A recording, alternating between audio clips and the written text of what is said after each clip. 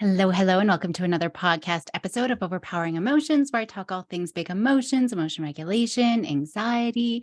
I'm interrupting the comorbidity series just for this week because today is a special day for many people out there if you celebrate or acknowledge Valentine's Day.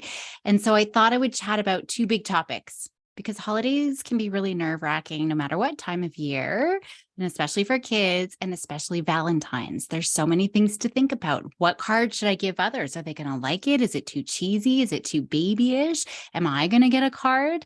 Am I going to get more than the mean kid in class? Am I going to get as many as my friends? Am I going to get a card from my best friend, from my crush? What if I get a card from the annoying kid, right? Or something super embarrassing, for example. There's lots of things that they're going to be really thinking about. There's lots of potential emotions running high. And especially if you've got an anxious child or an anxious teen. And especially if you've got an anxious child or an anxious teen who has a lot of self-doubt. So the first big topic I wanted to talk about is how we can use Valentine's to really help kiddos feel loved, that they're important, that they belong, that others care about them. A lot of our anxious kiddos, even without anxiety, have a really hard time with this. And especially if they don't have a great self-esteem, right? Or if they're socially anxious, because they're typically picking up any information that tells them that they're not liked, right? Or they're misinterpreting a lot of the information that tells them that they are lovable, that they are good friends. So they're really just interpreting the world and picking up information that they're not interesting, that they're not important, that they don't belong. And that belonging is the number one need for us as humans, right? And so they're picking up all this information to show otherwise.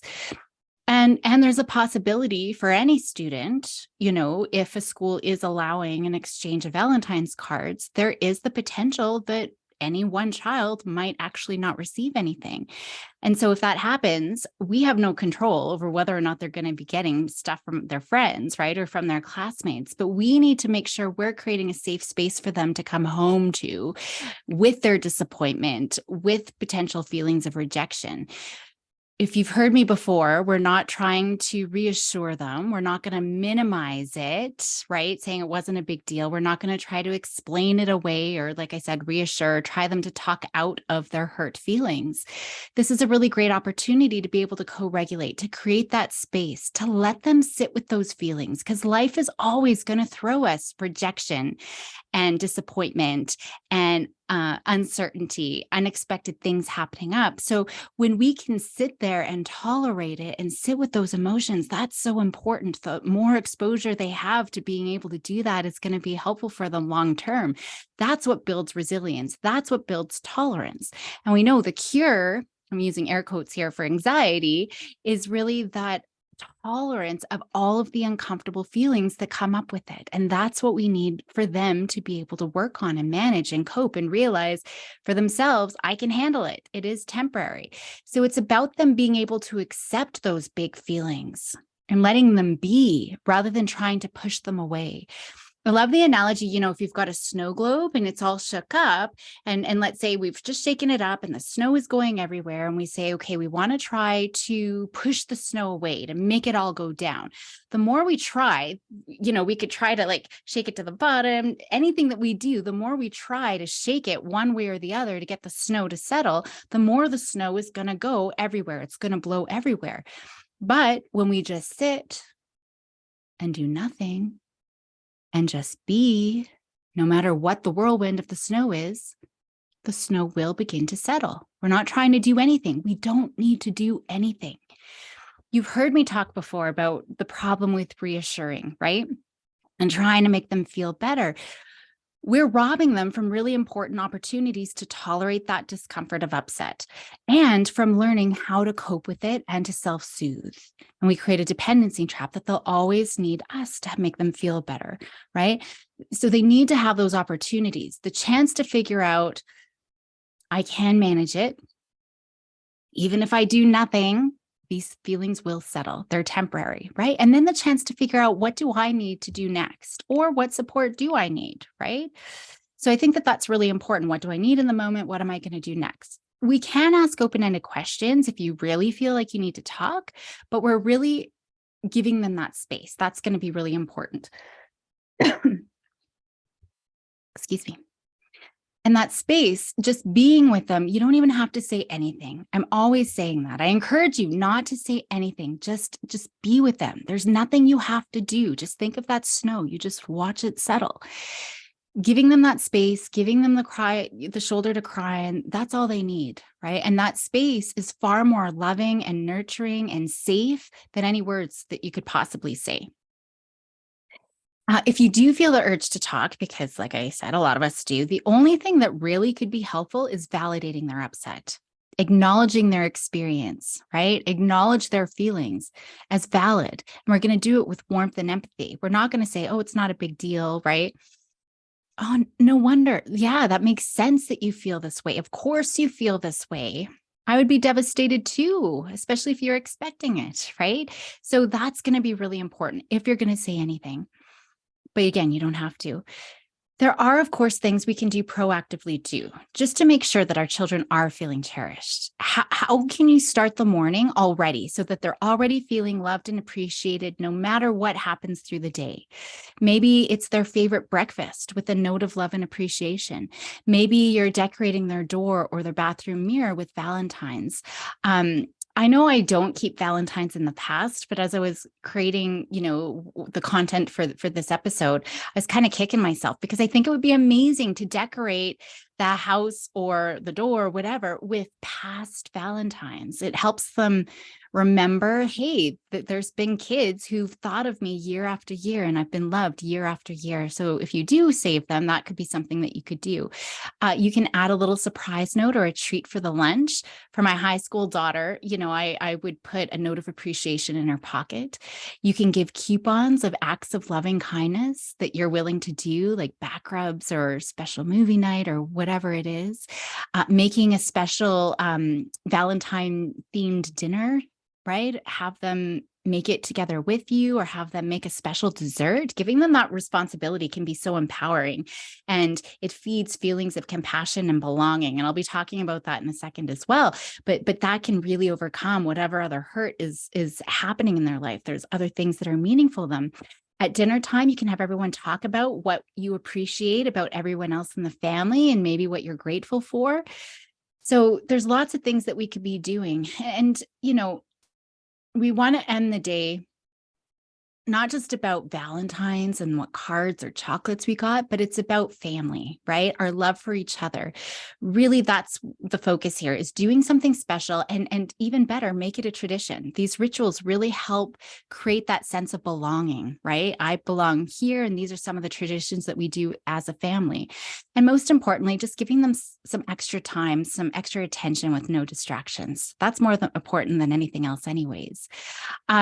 You can also do things together to make other people feel loved and appreciated. So that brings me to the second big topic that I wanted to talk about. How can we capitalize on our anxious kiddos' emotional brain? It's a very strong emotional brain. All of our emotional brains are stronger than our thinking brain, but especially in our anxious kiddos. So we want to teach prosocial emotions, something I talk about quite a bit in a lot of my podcasts. And two of the big prosocial emotions that go hand in hand with Valentine's, but also just resilience, gratitude and compassion. Compassion also helps. There's just so many benefits. It helps build our self-control. It promotes our social connection.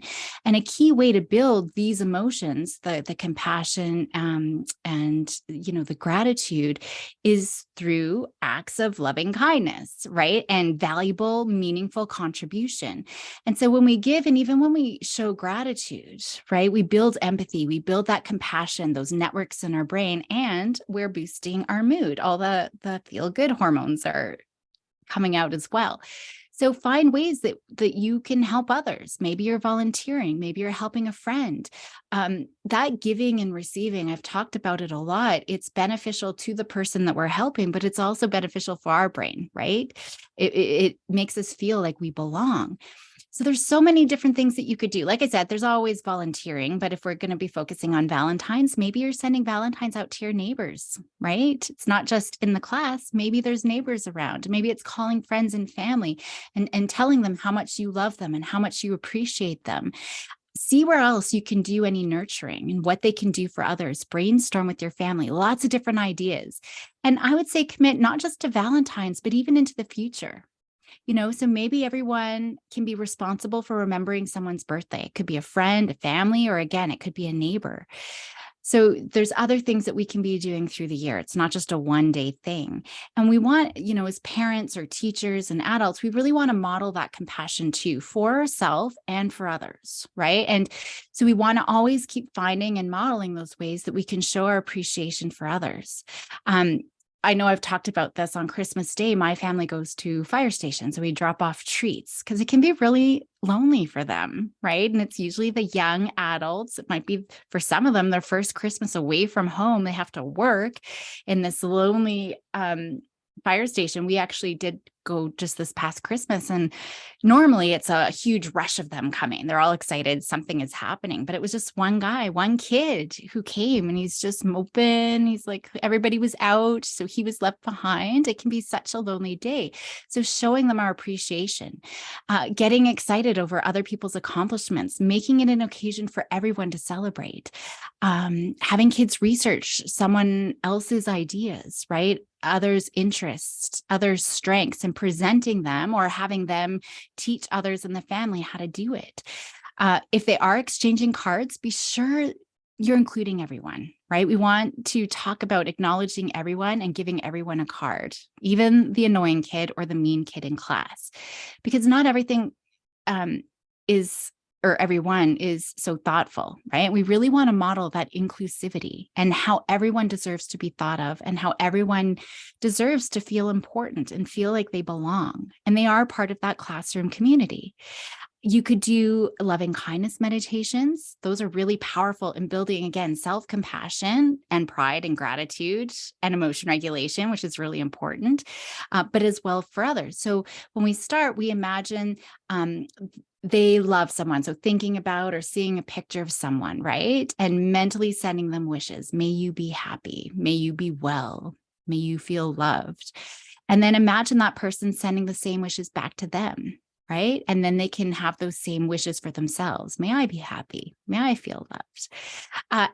Really, any mindfulness activities can really help build that compassion. Even just 10 minutes a day. I mean, that might sound a lot, you can work up, but that develops that compassion. It's so important. And you can do things. It doesn't have to be a sitting meditation, right? Mindfully eat a piece of chocolate. I love mindful walks. I personally love labyrinths. You can easily do that. Just get some painter's tape and put it on the floor in your house or rocks in a yard. And you could just do a little winding path right to the center. Kids can mindfully walk to the center, pause there for as long as they want, and then walk back out. They don't even have to be thinking about anything. It's just mindfully walking. All of these things really help build that compassion. You can do acts of kindness in your own in your own home, like having a favor board. I've talked lots about a reciprocity ring or a favor board, right? So if we need help with something, we put our name on the board and whatever the favor is that we need, that we're asking help for. And whoever can fulfill that favor, they just put their name next to the favor, right? And I would start off small and fun just to build up that motivation. So it could be, I need help finishing this chocolate bar, for example, right? We just want to get them bought into this sort of favor. And then they're looking. So we're going to intermit, I need help with the dishes, but I also need help with this other thing. So they're looking forward to come looking at this board. But in this way, kids are initiating helping others and they're feeling good doing so, but they're also willing to ask for help too, which a lot of our kiddos don't have. And especially our anxious kiddos, they're not assertive. They're not looking to get their needs met in a proactive way, right? Usually they're attention seeking or needing help because it's more of the dependency thing, but in a really sort of genuine way. And that promotes cooperation and helpfulness and generosity and contribution and connection, all of those things that are so important. And so we want to make sure that they're asking for help and we're asking for help and we're able to fulfill that in a motivating kind of fun way. You can print off acts of kindness activities and put it in a jar. And maybe you're randomly picking out one thing to do as a family each week, or each child can do each week, right? Give someone a compliment or whatever that is. Kids really experience that compassion when they know that they belong. And a key way that they can do that as well is through similarity. So wearing the same color can be enough for some kids, right? Some teens, my teenager would be appalled if we were wearing the exact same color or outfit in public, right? But that could be something. I remember once when one of my daughters was younger, she's like, we're the same. Oh, mommy, I love you. We're wearing the same color, right? And it was just so awesome. So doing those kinds of things, letting them show you how to do something that they love. Maybe it's showing you how to play a video game or how to draw a penguin or whatever it is. So these things can all be really important. Gratitude, it's so important. The more thankful we are for what we have, we're not seeking the next best thing, right? There's so many ideas, creating those daily gratitude rituals. So, at the end of the day, talking 3 to 5 things that you're grateful for, or you can ask specific questions like, what did someone do to make you happy today? What did you do to make somebody else happy? What have you learned today? What inspired you? What surprised you? I like making a visual. So we can kind of put check marks, or having a gratitude jar where you're putting gratitude gems into a jar and just watching the jar fill up, watching it grow, or each writing what you're grateful for on a little piece of paper and putting that in the jar. And then you can see them grow and then go back and review them whenever you want. That can be really helpful. So there's lots of different things. I mean, I always say you're only limited by your own creativity. You could write warm fuzzies, once a week, write one thing that you're grateful for each person, or one thing that you appreciate for them, and give it to each other. Writing a thank you note once a week, someone who made your day, who made a difference in your life. Going through pictures, we can really easily induce a lot of positive emotions. Remember the good things, remember our connections, remember the happiness in our life when we're reminiscing about those happy moments in our lives. And my girls love going back and looking at pictures and videos. I find that it fills us with those positive emotions, and we really start bonding. I love, love, love, love, love. I caught you notes. I do these all the time. Actually, I've been doing them recently with one of my daughter's ringette teams. I caught you, getting back in D, you were super fast on the ice, or whatever it is. But we can model gratitude and instill these positive feelings too. And we all know that catching our kids being good is important, catching them being thoughtful, catching them doing the things that we want them to do. It helps them stay on track and know what it is that they need to do. But now we're doing this to help build gratitude as well. We're showing them they're important, right? And we're highlighting those things that we really appreciate them. So I really love those I caught you notes. So I caught you doing your homework. I caught you hugging your sister when she was sad. Leaving those around the house can be, really good for a lot of kids. Part of being grateful too is just remembering the important people in our life. So I love the idea of building a tree. It's kind of like the family tree, but it's a tree of support. And so we've got this visual reminder of all the important people in our life. It could be a coach, it could be a teacher, it could be a neighbor, right? We just want to sort of expand that tree and just look at all of these important people in our life. But all this to say, there's so many different things. Really think about what you can do to make this day uber special. Actually, now that I say it, I'm probably going to post it on the Monday, just so you can start thinking about for tomorrow, for Valentine's Day. But it's not just for Valentine's Day. Don't limit it just to Valentine's. This is a starting point, right? It's just your kickoff point to keep building that gratitude, keep building that compassion, keep making sure your kids are feeling loved, right? We can recheck in right now. Where are we at and what else we can be doing? So contributing to others, showing love to others, showing appreciation for others every single day of the year. So creating those daily gratitude rituals, right? Like talking about the things that you're grateful for, or doing those random acts of kindness, or just even looking through photo albums. Like I said, showing appreciation, catching them being good. Commit to one small thing that you can start with, that you can do each day. And you'll see those sort of snowballing, compounding effects over time. Just one small change. So I'll leave it there for today. Go and help those kiddos be bold and courageous and resilient.